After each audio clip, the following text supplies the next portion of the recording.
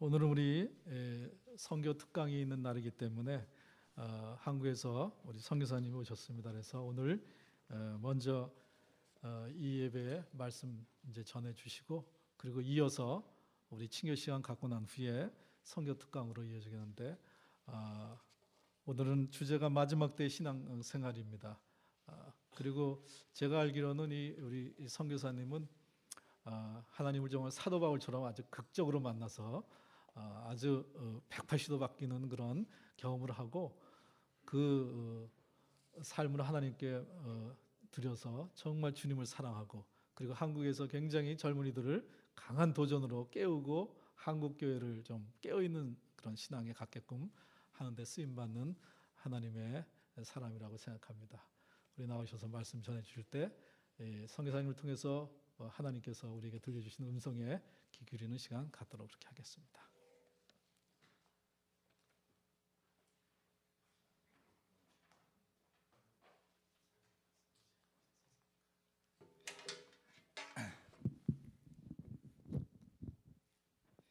예, 반갑습니다.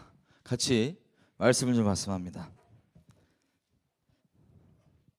예. 미가서 6장 6절에서 8절입니다. 오늘 지금 읽으신 내용은 제가 선교 특강 때 자세하게 나누도록 하고요. 예배 때 좀 갑자기 좀 주신 마음이 있어서 미가서 6장 6절에서 8절.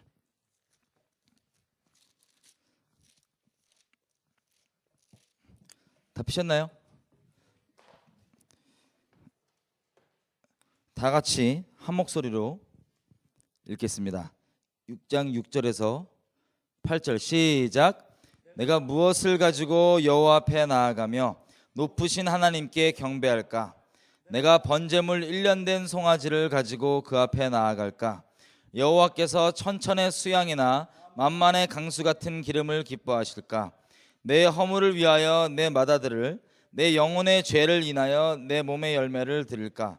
사람아, 주께서 선한 것이 무엇임을 너에게 보이셨나니 여호와께서 너에게 구하시는 것이 오직 공의를 행하며 인자를 사랑하며 겸손히 너의 하나님과 함께 행하는 것이 아니냐. 아멘. 아멘. 이스라엘 백성들을 성경에서 보면 한 번도 이스라엘 백성들 생각에는 하나님을 떠났다고 생각한 적이 없습니다. 지금 여기서 보시면 6절 7절이 내용이 뭐냐면 이스라엘 백성들이 갈등하는 내용이에요. 뭘 갈등하냐? 하나님께 내가 어떻게 하면 하나님을 기쁘게 해드릴 수 있을까? 뭐 제사를 100번 1000번 드릴까? 제물을 이걸 드릴까 저걸 드릴까? 이 갈등을 하고 있습니다.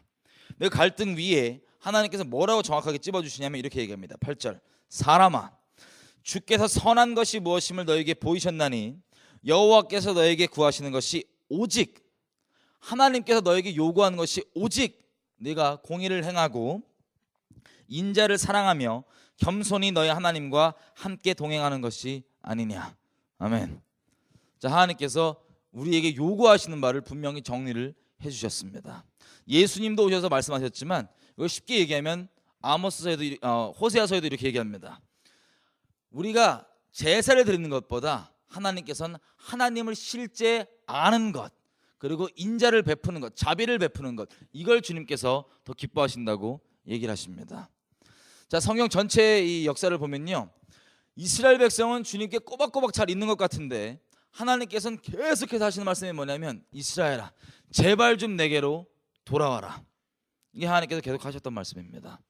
여러분, 이사야서 1장을 가보시면, 이사야서 1장을 가보겠습니다.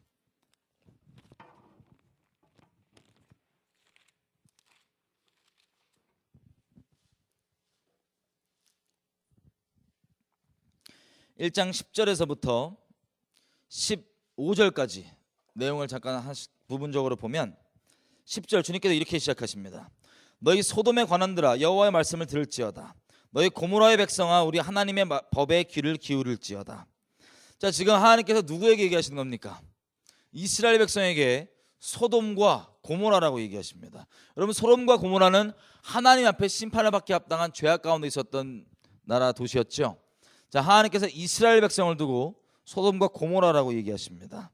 근데 대체 어떤 상황이었길래 하나님께서 소돔과 고모라라고 얘기하시냐? 한번 보겠습니다. 11절부터 13절까지 제가 읽어보겠습니다. 여호와께서 말씀하시되 너희의 무수한 재물이 내게 무엇이 유익하느냐?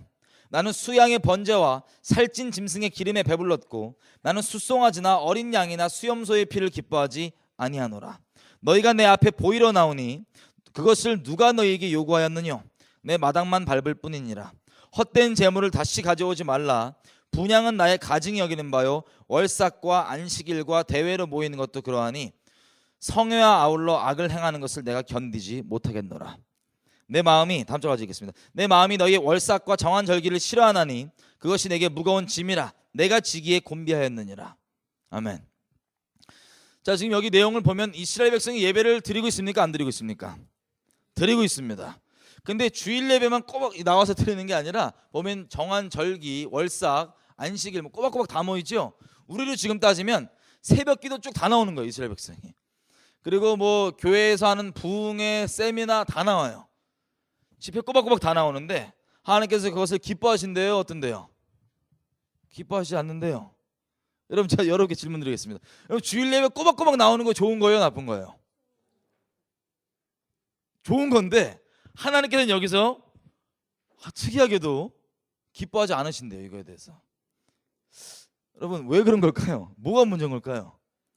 엄밀히 얘기하면 주일 예배 꼬박꼬박 나오는 거 우리가 무조건 좋은 거로만 생각해요. 나쁜 건 아니에요, 그죠? 근데 이게 놀랍게도 하나님 앞에선 좋은 걸 수도 있고 나쁜 걸 수도 있습니다.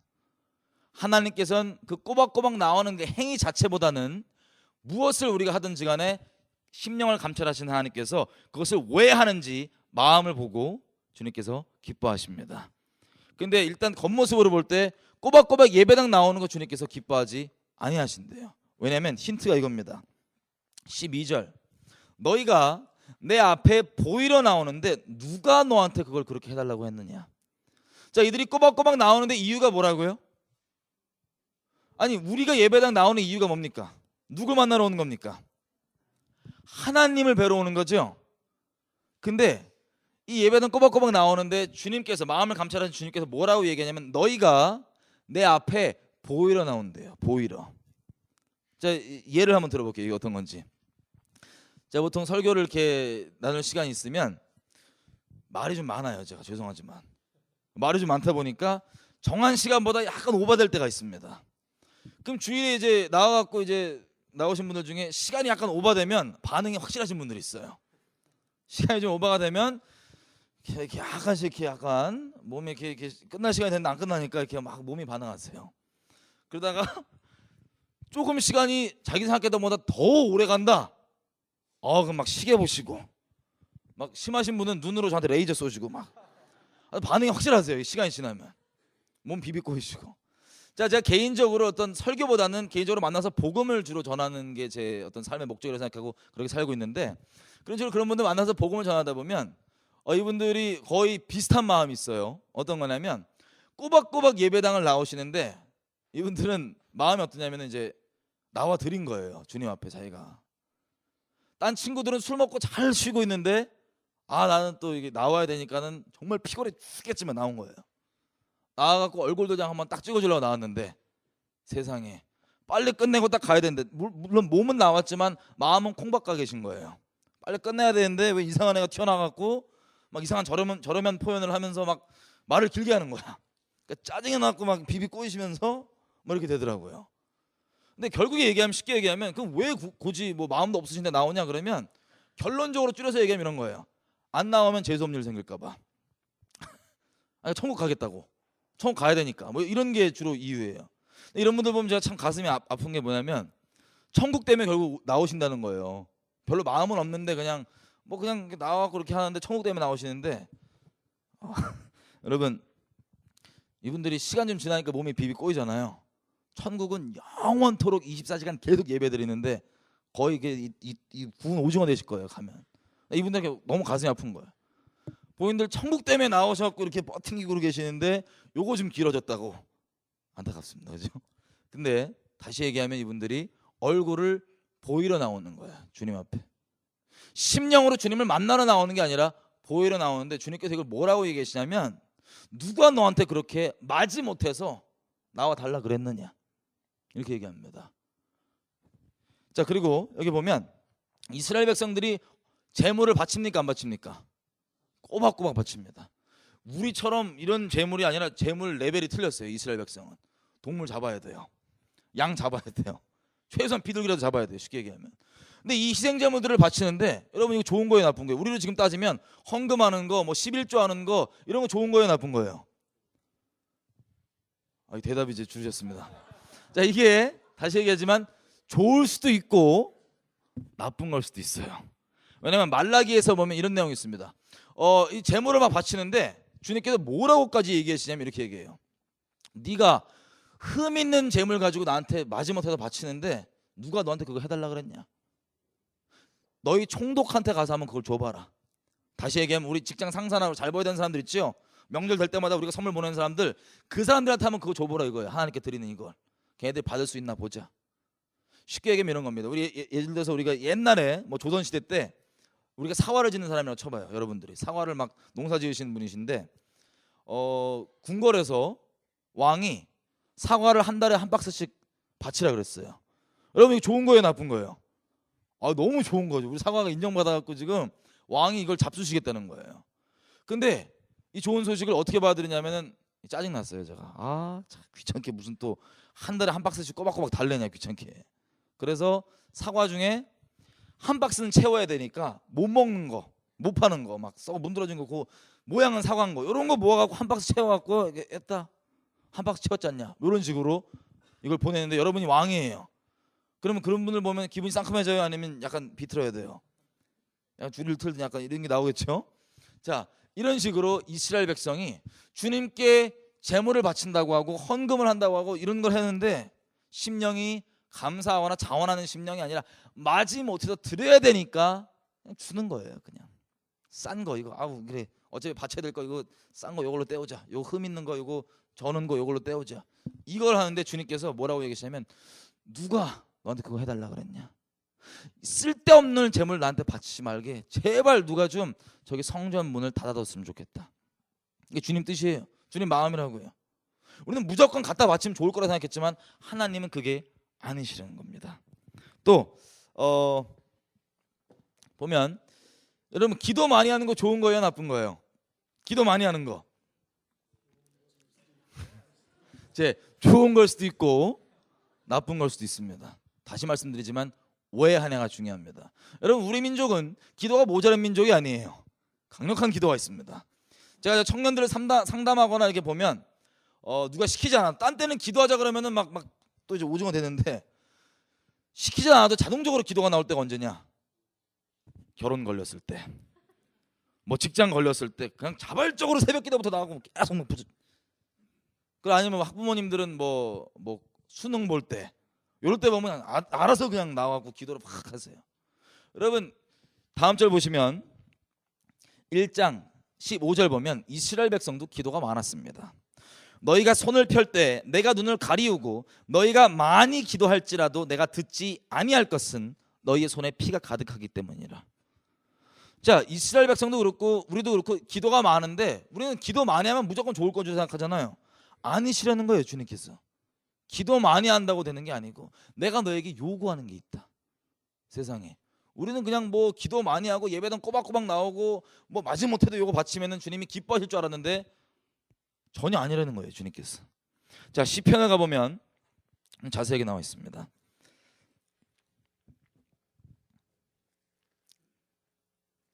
어쨌든 시편 가시기 전에 제가 이사야서 마저 읽으면 16절 17절 읽어보겠습니다. 그럼 주님이 원하시는 게 뭐냐? 오늘 오후까지 이어지니까 제가 이거 좀 읽어야 되겠어요.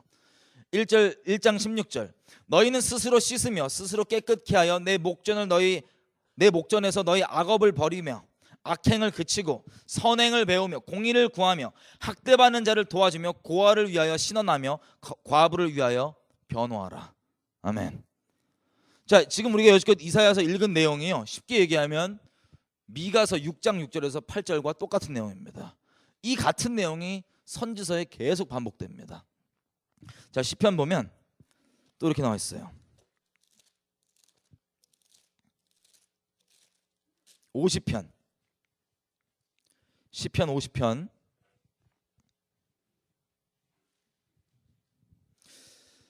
자, 시편 50편을 우리가 볼 텐데, 여러분 지금 보니까 주님께서 우리에게 기뻐하시는 게 약간 좀 헷갈려요. 우리가 지금 슬슬 이거 드리면 기뻐할 줄 알았던 것들이 주님께서 기뻐하지 않는다 그러시는데, 그러면 주님께서 보실 때, 자 5절 같이 읽어보겠습니다. 시편 50편 5절 다 같이 읽겠습니다. 시작. 이르시되 나의 성도를 내 앞에 모으라. 곧 제사로 나와 언약한 자니라 하시도다. 아멘. 자, 하나님께서 성도로 카운트하는 사람은 뭐 하는 사람이에요? 뭐 하는 사람이래요? 제사로 언약을 맺은 사람이 하나님 앞에 성도라고 얘기하십니다. 그냥 언약이 아니라 제사로 언약을 맺은 사람이 하나님 앞에 성도라고 얘기를 하십니다. 자, 그래서 요걸 또 얘기하시면서 주님 뭐라고 얘기하시냐? 8절 제가 읽겠습니다. 내가 너의 재물 때문에는 너를 책망하지 아니할 것이니 너의 번제가 항상 내 앞에 있음이로다. 지금 주님께서 얘기하시는 게 이거예요. 이스라엘아, 내가 너를 책망하는 이유는 네가 예배당에 나오지 않기 때문에, 예배를 드리지 않기 때문에 내가 너를 책망하는 것이 아니다. 너 항상 나에게 예배를 드려왔고 번제를 드려왔다. 그런데 자 9절, 내가 너희 집에서 소나 너희 우리에서 염소를 취하지 아니할 것은 내가 산림에 있는 짐승들과 산들의 모든 가축들이 내 것이고 산의 새들도 나의 아는 것이며 들의 짐승도 내 것이미로다. 내가 가령 줄여도 너에게 이르지 아니할 것은 세계와 거기 충만한 것이 내 것이미로다. 아멘. 여러분, 우리가 하나님께 이 제물을 바치는 걸 다르게 표현하면 헌신하는 걸 수도 있어요. 교회에서, 그죠? 내가 어떤 모양으로 교회에서 섬기고 헌신하는데, 여러분 이거 좋은 거예요, 나쁜 거예요? 예, 좋은 걸 수도 있고 나쁜 걸 수도 있어요. 우리 무조건 그냥 이 딱 물고 그냥 무릎 찔러가면서 헌신하면 좋을 거라 생각했는데 주님께서는 아니시라는 거예요. 뭐라고 얘기하시냐? 네가 나에게 바친다고 하는 그 재물, 그 가축, 네가 나에게 바친다고 하는 그 재능, 네가 나에게 바친다고 하는 너의 그 시간, 너의 호흡, 사실은 네가 바친다는 돈도 내가 너에게 준 거고, 네가 바친다는 그 짐승이고 뭐고 다 내가 그 호흡을 붙잡고 있고, 너도 네가 나에게 바친다는 그 재능은 내가 준 거고, 너 존재 자체를 내가 준 거다. 원래 다 내 거다 라고 얘기하시는 거예요. 그래서 이스라엘 백성이 착각하고 있던 부분 13절, 내가 숫소의 고기를 먹으며 염소의 피를 마시겠느냐. 여러분 이게 무슨 소리인지 아세요? 주님께서 빈말하시는 분이 아니신데 이스라엘 백성이 실제 예배 드리러 오면서 하나님을 어떻게 오해하고 있었냐면, 와, 이 양반은 거의 뱀파이어다. 피 무조건 짜갖고 제사하고 요 피 땡기시나 보다. 아니면 이 단백질 땡기셔갖고 단백질이 모자르셔갖고 요 잡아갖고 고기 드시려고, 뭐 이런 생각을 실제 하고 있는 거예요. 지금 주님께서 뭐라고 얘기하시냐면, 너희 생각처럼 내가 피가 고프거나 너희 그 고기가, 네가 희생제물 바치는 고기가 필요해서 내가 너에게 이걸 요구하는 게 아니다. 우리에게 지금 얘기하면 우리가 마지못해 드리는 헌금, 뭐 헌신 이런 것들, 난 그게 필요해서 너에게 그걸 달라고 하는 게 아니다라고 얘기를 하시는 거예요. 또 16절, 하나님께서 정하신 악인에게는 하나님이 이르시되 네가 어찌 내 율례를 전하며 내 언약을 너의 입에 두느냐. 자, 하나님께서 악인이라고 하는 사람이 하나님의 말씀을 전하고 하나님의 언약을 입에 두고 있대요. 우리로 지금 따지면 저처럼 설교하는 거 아니면 전도하는 거, 여러분 이거 좋은 거예요, 나쁜 거예요? 예, 그렇습니다. 근데 악인이 그걸 하고 있다는 거예요. 우리 지금 또 따지면 말씀 공부하고 큐티하고 뭐 이런 거예요. 하나님 말씀 막 뒤적거리고 보고, 이것도 좋은 걸 수도 있고 나쁜 걸 수도 있어요. 왜 하냐가 중요한 겁니다. 자, 이 되게 충격적입니다. 우리가 흔히 무조건 좋다고 생각했던 것들이 다 지금 깨지고 있죠. 그럼 대체 우리가 뭘 요구하시는 건가, 하나님께서? 왜 이걸 싫어하시냐? 힌트가 나옵니다. 17절, 네가 교훈을 미워하고 내 말을 너희 뒤로 던지며 죄악 가운데 거하면서도 21절, 네가 이런 죄악들을 행하여도 내가 잠잠하였더니 네가 나를 너와 같은 줄로 생각하였도다. 지금 무슨 얘기냐면 교훈을 마음에 두기 싫어한대요. 여러분, 하나님께 대한 열심을 부리면서도 진리를 중심에 두기 싫어할 수가 있을까요? 서기관과 바리새인을 보면 우리가 금방 알 수 있습니다. 로마서 10장 2절 3절에 보면, 피지 마십시오. 제가 읽어드리겠습니다. 이렇게 돼 있어요. 자, 서기관과 바리새인들이 종교적 열심이 있었습니까, 없었습니까? 아유, 뛰어났었습니다. 우리 따라하기도 어려울 정도예요. 지금도 이스라엘 가면 아주 뛰어납니다. 근데 그 열심들의 원인을 뭐라고 얘기하냐면 저들이 하나님의 의를 모르고 자기 의를 세우려고 그 열심을 냈다고 되어 있습니다. 여러분, 중심의 마음의 진리를 두기 싫어하는 것. 자, 사람은요, 하나님께서 우리를 만드실 때 하나님을 찬송하는 존재로 지으셨습니다. 아멘이시죠? 하나님을 찬송하는 존재로 지었어요. 그래서 이걸 어떻게 표현하냐면 우리 자리 가운데 믿음의 대상이 있는 그 자리, 주인 자리, 보좌가 있는데 거기에 하나님이 앉아 계시면 우리에게서 하나님께서 찬양을 받으시는 겁니다. 근데 보통 하나님을 믿기 전까지는 사람들이 뭘 하냐면 하나님 외에 다른 것들을 찬양합니다. 예를 들어서 한번 생각해 볼게요. 우리가 인생 살면서 여러 가지 인생의 결정을 내립니다. 이사를 가는 거, 뭐 직장을 구하는 거, 뭐 하는 거, 요즘에는 심지어 결혼까지도 우리 인생 살면서 어떤 결정을 내릴 때 내가 그 결정을 내리게 만드는 원인들이 있어요. 원인들이. 내가 그 결정을 내리는 원인. 흔히 보통 사람들 얘기하면 그 원인들이 대부분 뭡니까? 돈입니다. 돈. 내가 이거 하거나 저거 하거나 뭐 옮기거나 뭐 할 때 뭐가 그걸 결정하게 만드냐면 돈 얼마 드냐, 돈 있냐 없냐, 이런 것들이 우리 인생 가운데 결정을 내리게 합니다. 다시 얘기하면 내 결정을 내리게 만드는 원인이 돈이라면 돈이 나를 움직이는 실체예요. 돈이 내 주님이에요. 돈이 나를 움직여요. 난 돈에 의해 움직여요. 보통 사람들이 그렇습니다. 근데 이 사람이 쉽게 생각하면 보세요. 하나님이 있어야 될 자리에 지금 돈이 앉아 있는데 우리가 원래 하나님이면 다 되잖아요. 그죠? 하나님이면 만족하고 하나님은 다 돼야 되는데 돈에 의해 움직이는 사람들은 쉽게 얘기하면 돈이면 다 됩니다. 이게 찬양이에요. 돈이면 다 돼. 하나님이면 다 되는 게 아니라 돈이면 다 돼요. 찬양이에요. 돈을 높이고 있어요. 그리고 이 사람은 돈을 위해 살고 돈을 벌려고 살고 가지고 있는 모든 것들 동원해서 돈을 버는 데 씁니다. 인간 관계, 지식, 경험 모든 것들이 돈을 위해 세팅되어 있다고요. 주인 자리에 앉아 있으니까. 그런데 놀랍게도 이 사람이 이렇게 돈을 벌려고 하고 돈에 의해서 사는데 그럼 이 돈을 누구를 위해 버는 거예요? 자기를 위해 버는 거예요? 아니면 남을 위해 버는 거예요? 자기를 위해 버는 거죠? 이 돈을. 잘 들어보세요. 이 사람은 돈을 찬송하고 사는데 찬양하고 높이고 사는데 돈을 왜 벌라 그러냐? 사람들과의 관계에서 돈은 어떤 역할을 하냐면 이 사람에게 있어서 다른 사람이 자신을 우러러보게 만드는 도구예요. 돈을 통하여서 다른 사람이 야 대단하다. 다른 사람이 나를 찬송케 하고 높이게 하는, 우러러보게 하는, 다른 사람 마음을 훔치기 위한 도구가 돈인 겁니다. 이 사람한테는.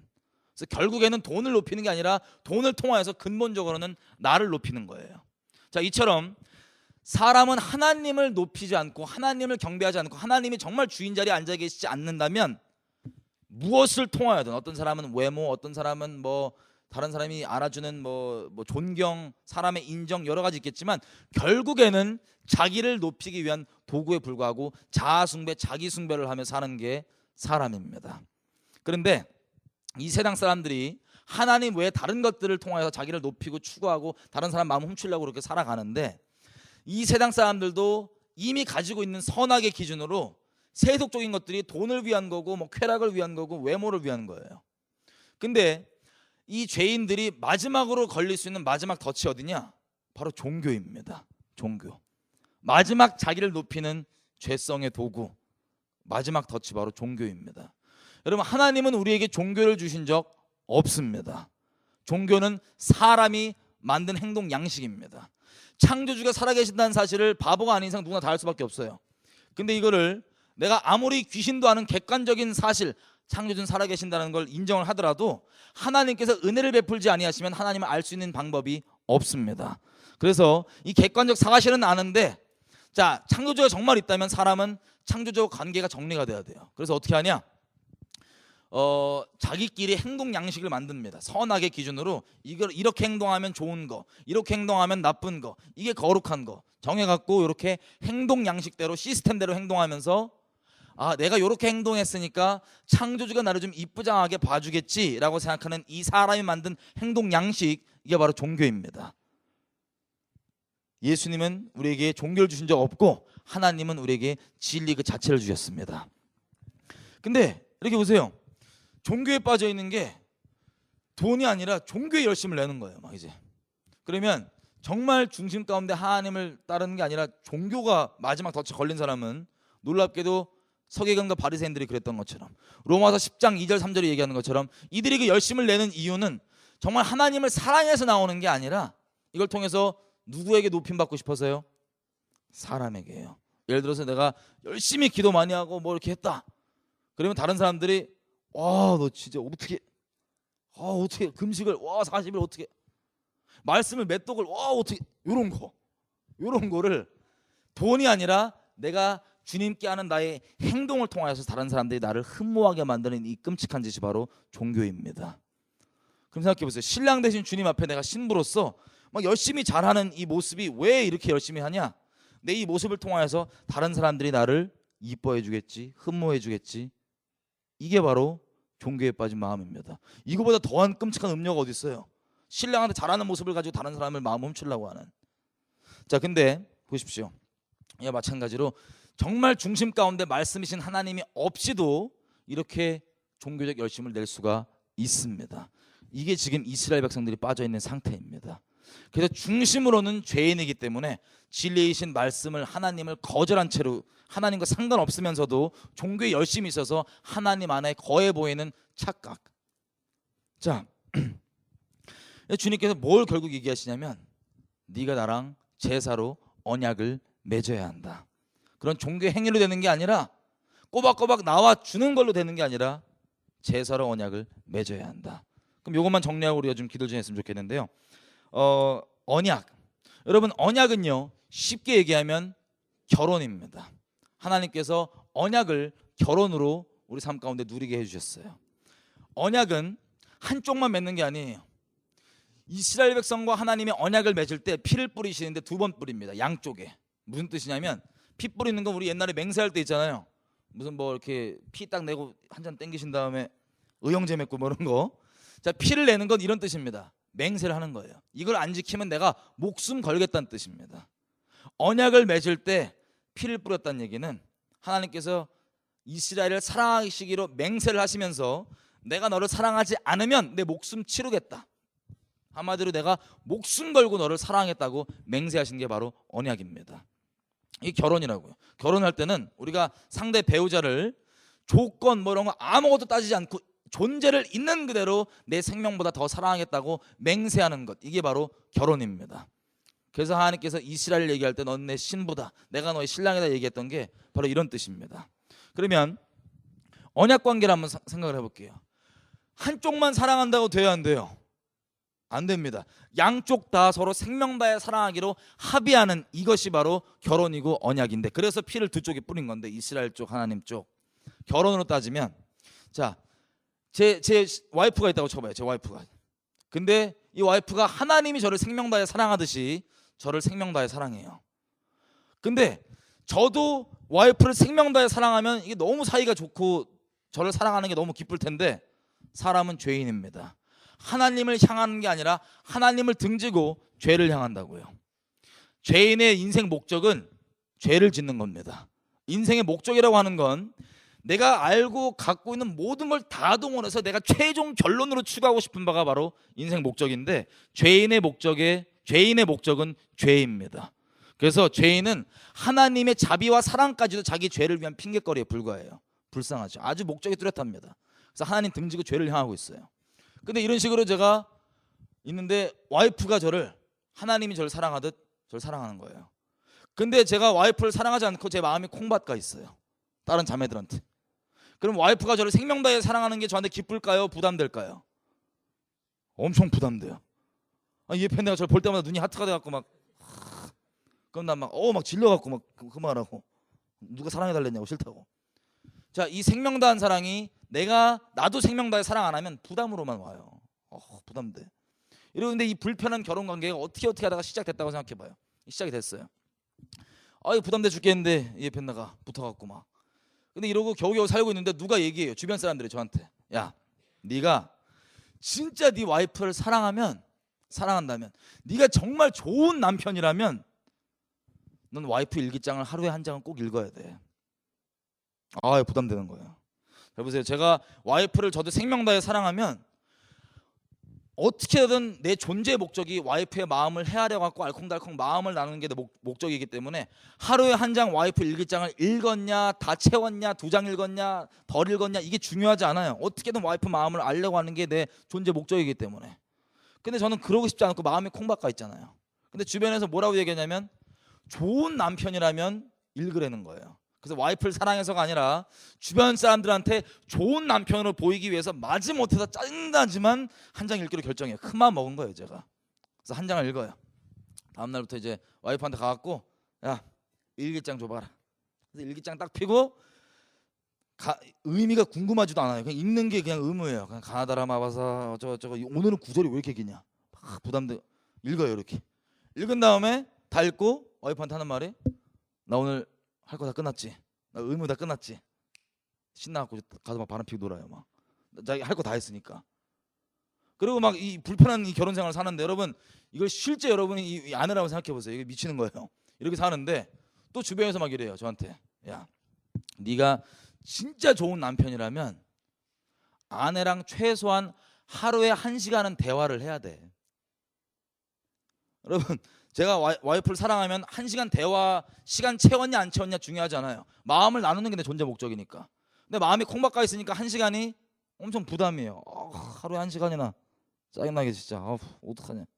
근데 좋은 남편으로 이미지가 유지돼야 되니까 다른 사람에게 좋은 이미지 유지하기 위해서 정말 큰 마음 먹고 하루에 1시간 대화하기로 마음을 정해요. 딱 그래 하루에 1시간 대화하자. 그 다음 날부터 와이프를 불러요. 일로 와봐라. 대화 시작하자. 시작. 가나다라 마바사 중원번 했던 얘기 또 하고 주기도문 100번 외우고 1000번 외우고. 시간이 너무 안 가요. 이럴 때는 아직도 이 시간이 이렇게 남았어.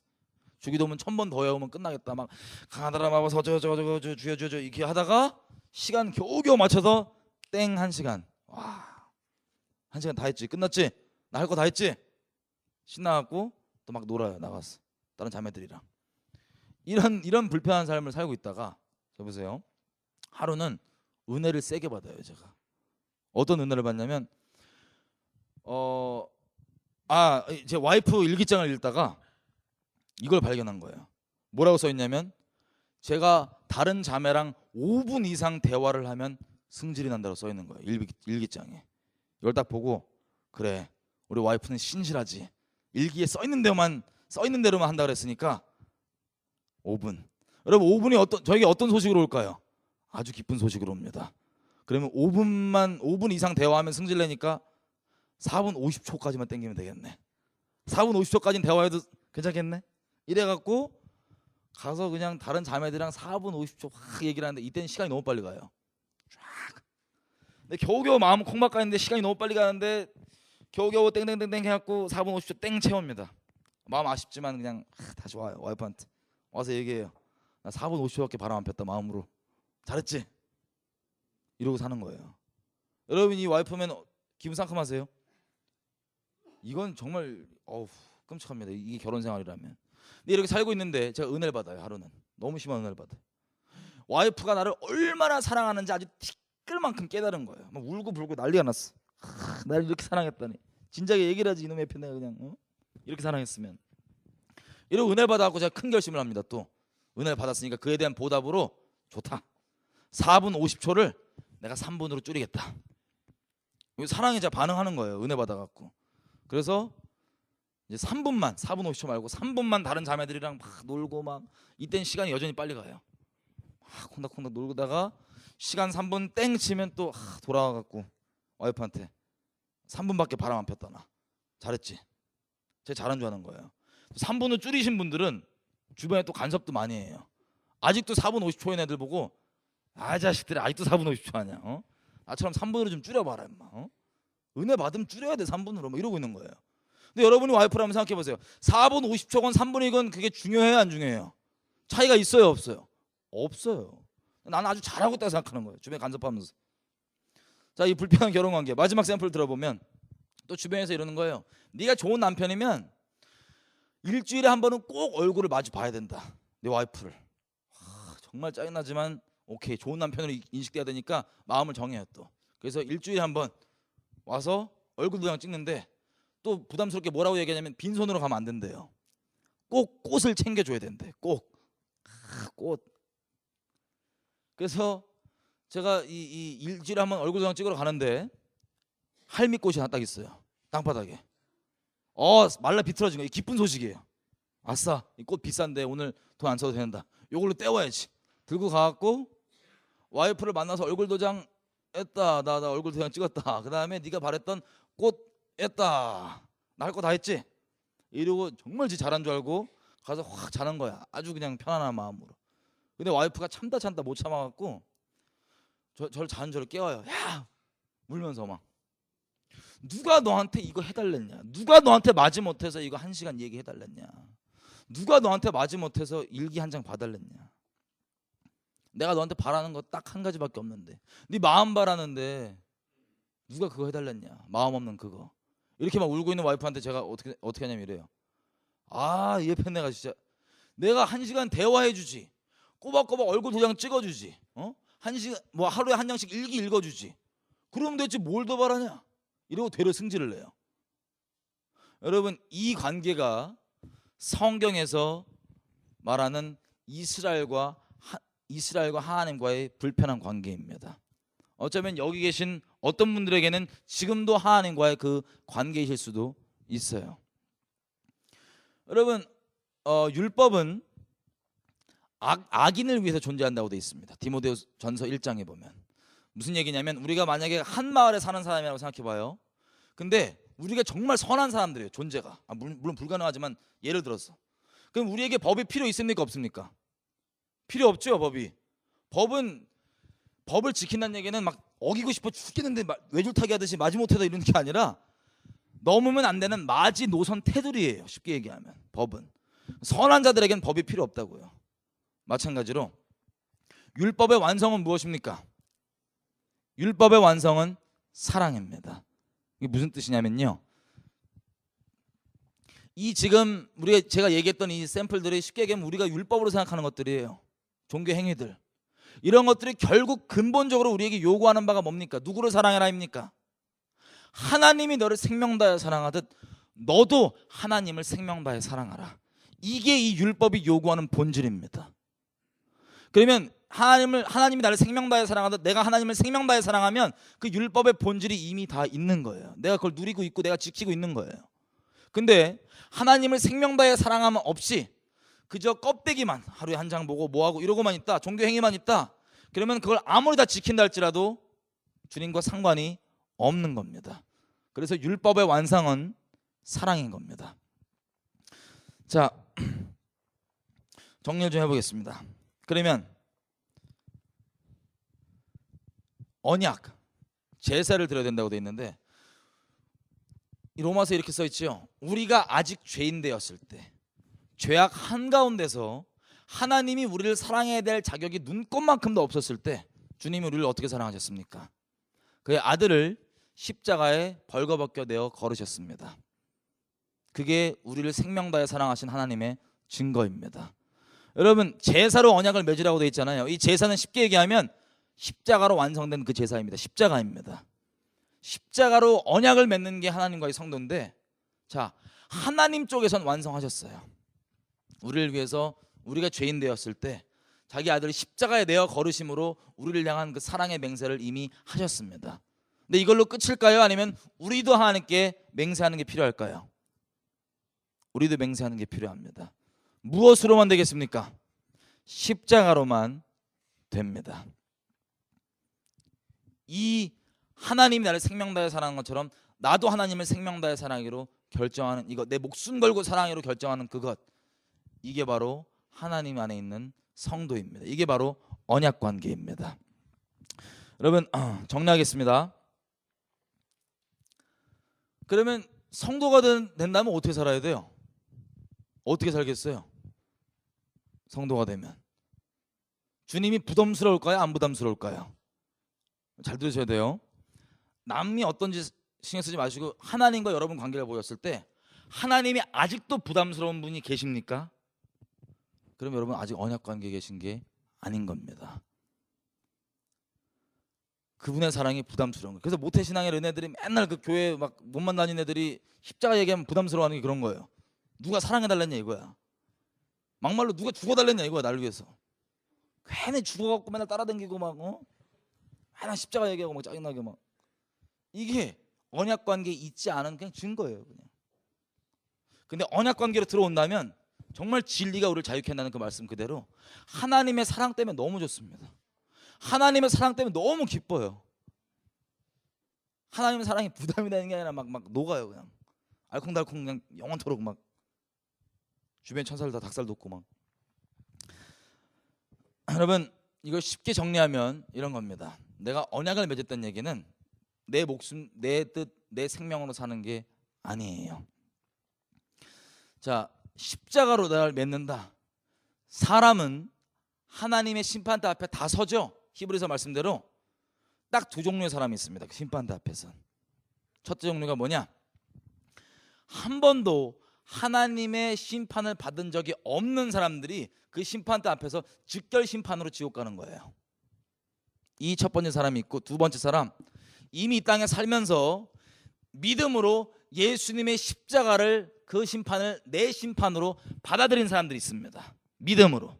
믿음은 실제이기 때문에. 이 사람들은 심판이 유월된 사람들이기 때문에 패스. 하나님과 영원토록 동행하는 사람들. 이 두 가지입니다. 여러분, 내가 십자가에서 제사를 진다는 얘기는 오직 진리만 믿고 따른다는 얘기입니다. 오직 진리만 순종한다는 얘기입니다. 하나님 뜻대로 산다는 얘기입니다. 내 뜻대로가 아니라. 여러분, 하나님의 뜻이 무엇입니까? 어떻게 알 수 있습니까? 우리 하나님 뜻을 아주 간단한 샘플로 말씀드리겠습니다.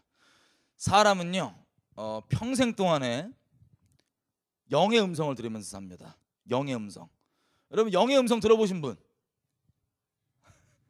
아무도 없으세요? 잘 들어보세요.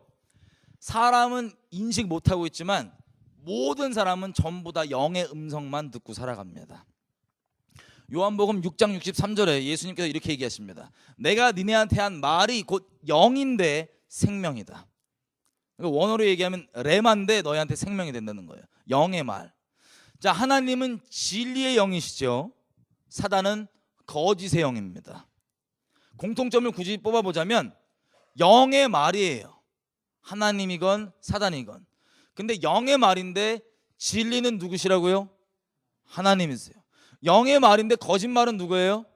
사단입니다. 쉽게 하면 거짓의 영, 진리의 영. 이해되시죠?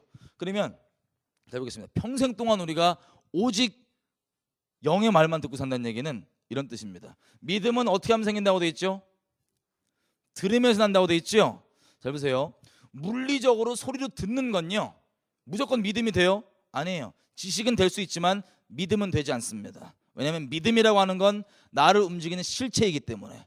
내가 지식적으로 아냐 모르냐 이게 믿음이 아니라 나를 실제로 움직이는 그 실체가 바로 믿음인데, 믿음은 들으면서 옵니다.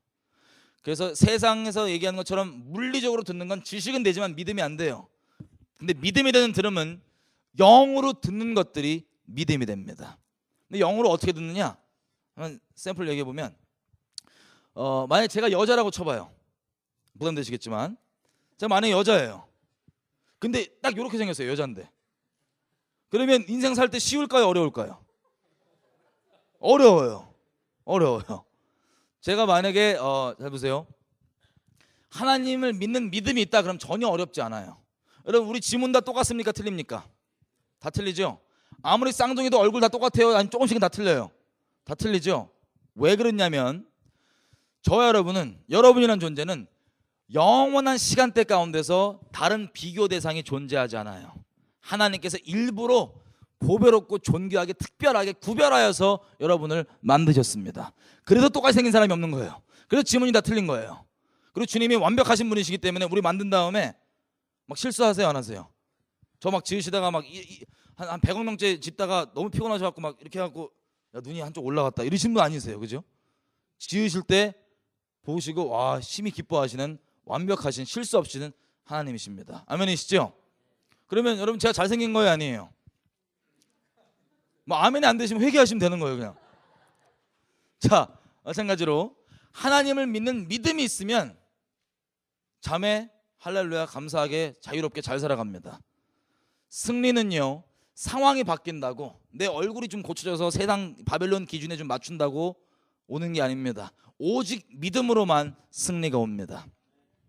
근데 보세요. 믿음이 없으면, 믿음이 있으면 문제가 없는데 믿음이 없는 자매인데 이렇게 생겼으면 문제가 심각해져요. 왜 심각해지냐?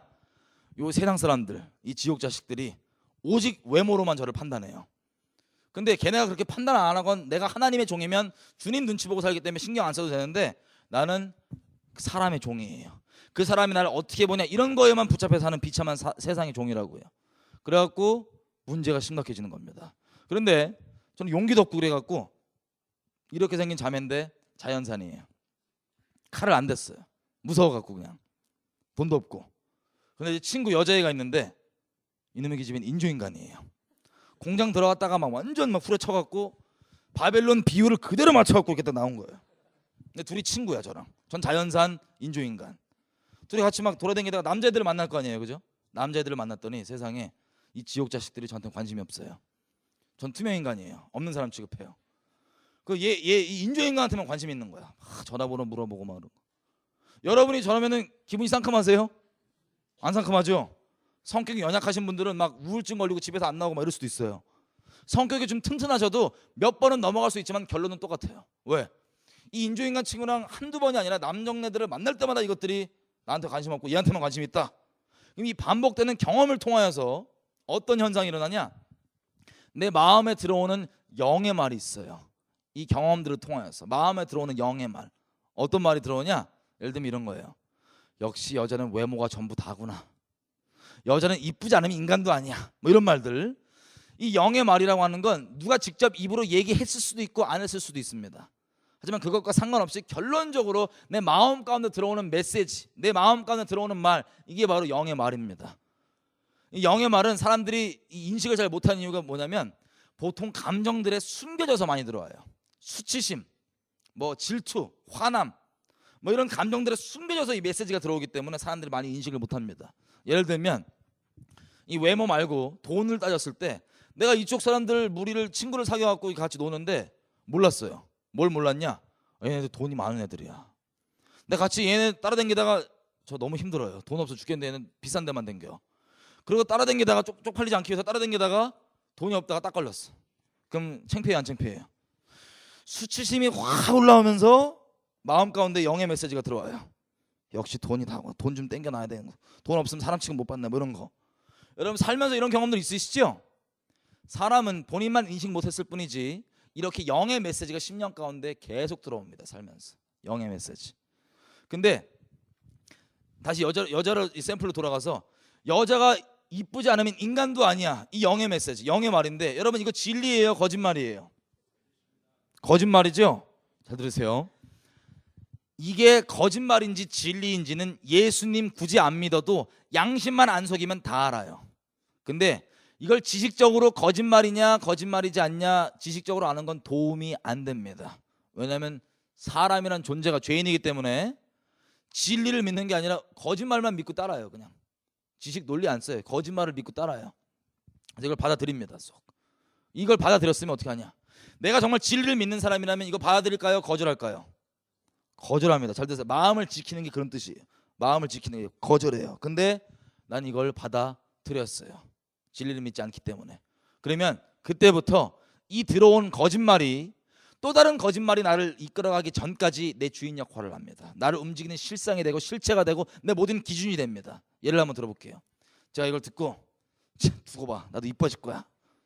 그래갖고 제가 이제부터 뭘 하냐면 열심히 내갖고 돈을 벌어요. 주변 사람들 다 말리는 아주 힘든 일인데 막 열심히 일을 해요. 왜? 겨우겨우 벌어갖고 찝으려고. 벌어갖고 요거 하려고 요거. 열심히 버는 거예요. 제 돈 버는 목적이 뚜렷해져요. 그리고 시간 생길 때마다 여러분 롤러 아세요? 여기 얄쌍하게 만든다고 롤러 굴리는 거 볼 따고 밥 먹을 때가 막 계속 막 승질나고 막 얄쌍해져야 된다고 막. 제 모든 인생이 여기 초점 맞춰 있어요. 이뻐져야 돼. 이뻐져야 돼. 그리고 다른 사람 만날 때도요. 아주 관계의 기준이 분명해요. 어떤 거냐? 내가 지금 가지고 있는 외모의 기준이 있잖아요. 그죠? 외부로부터 들어온. 내 기준상 나보다 못생긴 여자를 만났다. 그럼 마음이 한없이 우월해져요. 막 그 승자의 여유, 자비를 베풀어요. 불쌍하니까. 근데 반대로 내 기준상 나보다 이쁜 애를 만나면 누가 뭐라 그러지도 않는데 지 혼자 주눅 들어요. 지 혼자 열등감 느껴요. 지 혼자 막 이렇게 막 주눅 들고. 그러다가 이게 좀 심해지면 어떻게 되냐? 그때부터 우울증이 나와요. 여러분, 우울증은요 병이 아니에요. 속지 마세요. 우울증은 뭐 고쳐갖고 상담받아갖고 되는 게 아니라, 우울증은 진리가 아니라 거짓말을 믿고 있기 때문에 나오게 되는 사망의 열매일 뿐입니다. 우울증의 해결 방법은 회개하고 진리를 믿기로 결정할 때 바로 사라집니다. 근데 이걸 회개하지 않고 그대로 내버려 두잖아요. 그러면 이게 실제 사망의 열매를 맺습니다. 자살하죠. 눈 뜨자마자 지옥 보내서 영원토록 후회하죠. 자, 이게 바로 사람이 영의 말에 끌려서 사는 샘플을 말씀드린 겁니다. 여러분, 그럼 이제 다시 여쭤볼게요. 이 세상 사람들이 가지고 있는 그 사람들의 가치들, 인생의 목적들, 기준들 다 어디서 생긴 걸까요? 어디서 생긴 걸까요? 본인들은 인식 못하지만 주변에서 살면서 10년 가운데 그들 가운데 들어왔던 영의 말들이 그 사람들을 그렇게 움직이고 그 가치관을 형성한 겁니다. 그래서 사람은, 자, 여자는 이쁘지 않으면 인간도 아니야. 이거 영의 말인데 이거 진리예요, 거짓말이에요? 그러면 영적인 정체가 이놈 누구예요? 사탄입니다. 이런 식으로 사람은 예수 믿기 전까지요 다 진리가 아니라 거짓말만 믿고 살았어요. 그래서 사망의 부끄러운 열매를 맺고 살았었습니다. 근데 보세요, 예수를 믿는다는 얘기는 뭘 하는 거냐? 이 거짓말을 믿고 있던 내 믿음의 대상을 진리로 바꾸는 겁니다. 내 심령 가운데 내 자아로부터 나오는 수많은 외부로부터 내적으로부터 나오는 영적인 거짓말들 가운데 귀를 기울이지 않고 오직 진리에게만 귀 기울이겠다고 마음을 순결하게 결정하는 것, 지키는 것, 이게 바로 예수 믿는 겁니다. 이해되시죠? 자, 그래서 이 진리가 이 사람을 움직이게 하는 건데, 그러면 진리를 따라서 의의 열매를 맺고 주님과 동행하게 되는 겁니다. 근데 이게 어떻게 가능하냐? 제가 설명은 드렸지만 지식으로 안다고 되는 게 아니에요. 제사를 드릴 때, 여러분이 그 십자가 제사에 참여할 때 이게 실제가 되는 겁니다. 그래서 내 뜻대로가 아니라 하나님과 살아있는 관계가 생겨요. 자, 이 십자가 믿음을 내 걸로 받아들이면 하나님의 공의가 내게 실제가 되는 겁니다. 하나님이 복음을 통해서 우리에게 이루고자 하는 바는 성령과 내가 한 영이 되는 겁니다. 사람 마음속 깊은 곳에 있는 것을 사람의 영 외에는 누가 알겠습니까? 하나님의 마음속 깊은 곳에 있는 것도 성령 외에는 누가 합니까? 근데 이 영이 한 영이 되는 거예요. 결혼해서 두 개였던 걸 하나로 합치는 거예요. 결혼이, 이게 언약이에요. 그러면 한 영이기 때문에 영원토록 하나님과 마음과 마음을 나누며 교제하며 사랑하며 살아가는 것, 이게 바로 언약 관계입니다. 그러면 하나님과 이 살아있는 관계 가운데 하나님 마음 따라 사는 거죠. 그럼 여러분, 주님 이제 마음 따라 사실 거죠? 진리에게만 순종하실 거죠? 아멘이시죠? 그럼 되는 겁니다. 아주 심플합니다. 근데 어려우신 분들이 있을 거예요. 당장 예를 한번 들어볼게요. 그럼 이제 주님께서 무엇을 명하시든 아멘이시죠? 무조건 따라가실 거죠? 믿음이 몇 개 있잖아요. 하나님이 날 위해 아들을 주신 게 사실이면 나에게 나쁜 거 줘요? 아니면 좋은 거 줘요? 좋은 거 주시고, 그리고 하나님이 늦으시는 분이세요? 아니면 정확한 카이로스의 하나님이세요? 정확한 카이로스의 하나님이십니다. 절대 늦지 않으세요. 내가 주님께 무엇을 명하시든 순종하겠다는 그 십자가 자리에만 있다면, 정말 주님의 그 순종하겠다는 마음만 있으면 주님께서 나에게 말씀하시는 것을 내가 못 알아들으면 어떡하지? 걱정하지 마세요. 주님은 전능하시기 때문에 나한테 알아들을 수 있는 방법으로 늦지 않게 분명히 말씀하실 수 있는 하나님이십니다. 그리고 내게 주어진 그 말씀이 이 영의 말, 거짓말만 들어왔는데 영의 말 중에 이제 진리만 듣는 거예요. 그 말씀이 내게 가장 좋은 걸 우리가 믿기 때문에 순종할 수 있습니다. 그럼 다 순종하실 거죠? 그럼 몇 가지만 샘플을 들어볼게요. 사람마다요 참 순종 못하는 부분이 있어요. 어떤 거냐? 어떤 사람은 자기 자식을 주님께 내가 이제 무엇이든 순종했다고 딱 마음을 정하는데 딱 마음에 이미 제한이 있어요. 설마 자식 바치라고는 안 하겠지. 아마 뭐 안 시키겠지. 설마 나한테 지금 당장 전 재산을 바치라고 안 시키겠지. 그냥 부담되나요? 설마 당장 짐 싸갖고 선교 나가라고는 안 시키겠지. 순교 당하라고는 안 시키겠지. 이런 몇 가지 부담드리면 오실 수 있습니다. 근데 잘 들으세요. 만약에 그 부담이 있으신다면 그 부담이 주님께 드려야 되는 부분입니다. 그게 여러분이 믿음을 두고 있는 대상이에요. 여러분 중심이 거기 있어요. 그게 살아계신 하나님께로 옮겨져야만 됩니다. 여러분 슬슬 점점점 나중에 안 됩니다. 단번에 마음을 결정하는데 주님이 강제로 안 하시고 그 부분을 우리에게 맡겨 놓으셨습니다. 그걸 드리는 게 내 목숨 붙어 있는 거기 때문에 그게 바로 주님과 언약에 참여하는 제사입니다.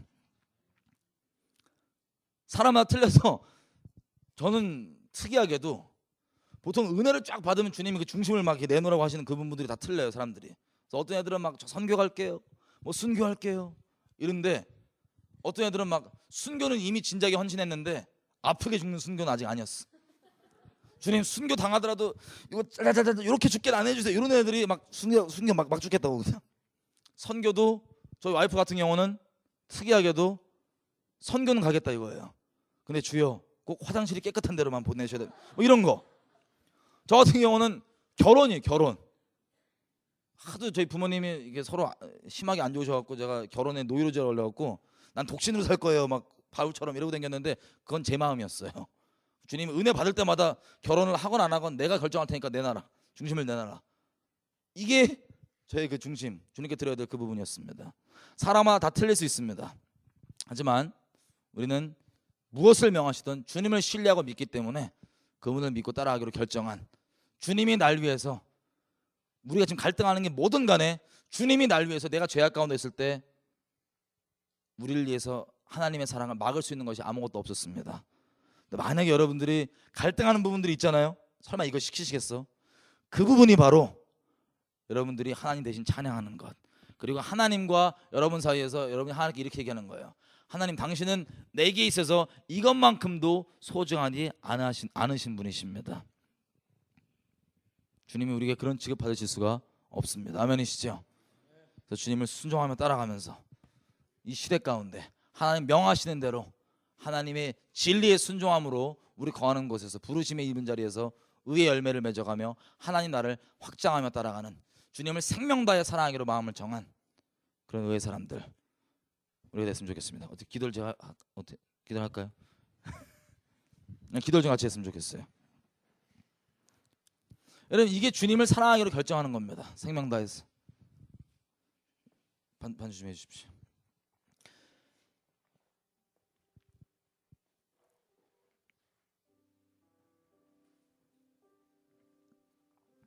여러분 종교인들은 많습니다. 예배당에 꼬박꼬박 나오는 사람도 많고요, 종교에 열심 있는 사람도 많습니다. 신학 지식 있는 사람들 많습니다. 예전에 선행으로 여겨지는 많은 좋은 일을 한 사람도 많습니다. 하지만 하나님께서 그것을 우리가 본 것처럼 우리에게 요구하시는 게 아닙니다. 딱 한 가지를 우리에게 요구하시는 겁니다. 우리의 마음을 요구하십니다. 주님 외에 다른 것 사랑하고 있는 것, 주님과 겸하여서 다른 것 사랑하고 있는 것, 하나님이 우리를 생명보다 사랑하시기 때문에 질투하신 주님께서 우리의 중심을 끝까지 받기 위해서 이 자리 가운데 우리를 인도해 주셨습니다. 이 생명들인 이 중심 때부터 하나님이 더 이상 내게 부담스럽지 아니하고 주님의 사랑이 내게 정말 기쁨으로 다가오고 무엇을 명하시던 순종하기로 마음을 정했기 때문에 세상이 감당 못하는 그런 하나님의 사람으로 살아가는 겁니다. 지금 시간 우리 기도할 때 회개하며 좀 기도했으면 좋겠습니다. 먼저 회개할 것은, 하나님 내가 여지껏 진리가 아닌 거짓말을 믿었던 것들 회개하겠습니다. 특별히 나의 외모에 대해서, 나의 학력에 대해서, 내가 돈 많이 버냐 적게 버냐, 내 집안이 어떻냐, 이 썩어 없어질 세상 기준들 가지고 내가 거기에 아멘해서 내가 우월감 느끼고 열등감 느꼈던 모든 것들을 회개합니다. 오직 진리에게만 내가 아멘하고 반응하기 원합니다. 오직 하나님으로만 내가 설명되기 원하고, 오직 하나님 마음 따라서만 내가 살기 원하고, 이 세상에서도 똑같은 기준, 똑같은 가치관에 의해 움직이는 게 아니라 오직 예수님 마음 따라서 움직이는 내가 되기 원합니다. 하나님 나를 붙잡아 주시오. 우리 주여 한번 외치고 거짓말 믿었던 거 회개하며 진리만 믿겠다고 마음을 결정하면서 기도하며 하시겠습니다. 주여 아니 그렇습니다. 우리가 마음을 주님께로 드리는 이유는 주님이 이 만물보다 심히 썩어 문드러진 나조차도 헷갈려하는 내 마음을 하나님의 그 아들의 생명보다 더 소중히 여기시고 어마어마한 아들의 그 핏값을 지불하시고 존귀히 여겨져 사주기 원하시는 아버지의 그 사랑 때문에 내가 주님께 내 중심을 드릴 수 있음을 고백합니다. 내 마음을 지키며 그렇게 나아가기 원합니다. 사람 살면서 여지껏 들었던 수많은 거짓말들을 아직도 믿고 아직도 내가 붙들고 있는 귀신 따라 사는 비참한 짓을 그만두길 원합니다. 그걸 따라 살면서 사망의 열매 맺는 것 그만두길 원합니다. 오직 진리의 열매, 오직 진리에게만 내 마음을 순결히 지켜감으로써 평생 동안 오직 진리의 형 가운데, 진리의 말 가운데만 내 마음을 드리며 내 삶을 드리며 주님 그렇게 따라가기 원합니다. 주님께서 나를 먼저 그렇게 사랑하셨기 때문에 내가 주님을 그렇게 사랑할 수 있음을 고백합니다. 내 마음 알아주십시오.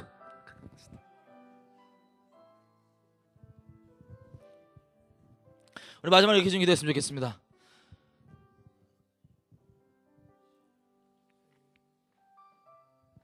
여러분, 예배당 꼬박꼬박 나오는 거, 우리가 신앙생활 하는 거, 주님 사랑하는 거 없으면 아무것도 아닙니다. 그 마음 요구하셔서, 그 마음 기대하셔서 우리를 평생 가운데 초청해 주시고 프로포즈 해오셨는데, 오늘 우리가 기도할 것은 이것입니다. 하나님, 내가 더 이상 주님과 다른 것을 비교하지 않겠습니다. 주님과 그 어떠한 것과도 바꾸지 않겠습니다. 세상에 내가 왕따 당해도 나 바꾸지 않겠습니다.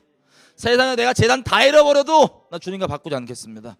심지어는 내가 손가락질 받고 내가 목숨 잃고 어떠한 대가가 치러진다 할지라도 내가 가장 소중히 여기는 그것이 치러진다 할지라도 나 주님 바꾸지 않겠습니다.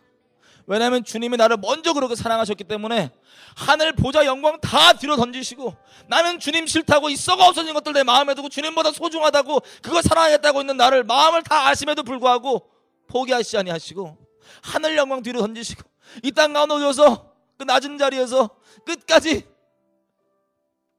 그 십자가 길을 가주시고 두드려 맞고 벌거벗음 당해서 하나님의 아들이 속옷 하나 걸치지 않은 벌거벗은 핏떡이 되어 나무에 매달리는 것을 기꺼이 난리해 주시고도 날 위해서 마지막 피 한 방울 물 한 방울까지 다 쏟으시고도 그걸 거절하고 있는, 이걸 다른 것과 비교하고 있는 나를 끝까지 포기하지 않고 찾아오셔서 나를 사랑한다고 말씀하신 주님, 주님만이 내 마음의 중심, 내 마음에 사랑받기 합당하신 유일한 분이십니다. 주님 평생 가운데 마음과 마음으로 교제하는 하나님 되기 원합니다. 주님만 사랑하겠습니다. 우리 주님 앞에 내 심령을 고백하며 주님만 사랑하겠다 내 마음을 고백하며 주님 사랑하며 살게 해달라고 주여 한번 외치고 기도하며 기도하시겠습니다.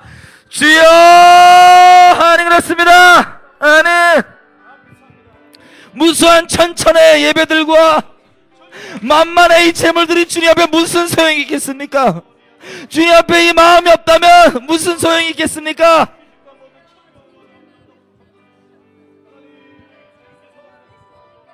하나님 평생 가운데 주님을 이렇게 사랑하며 가기 원합니다.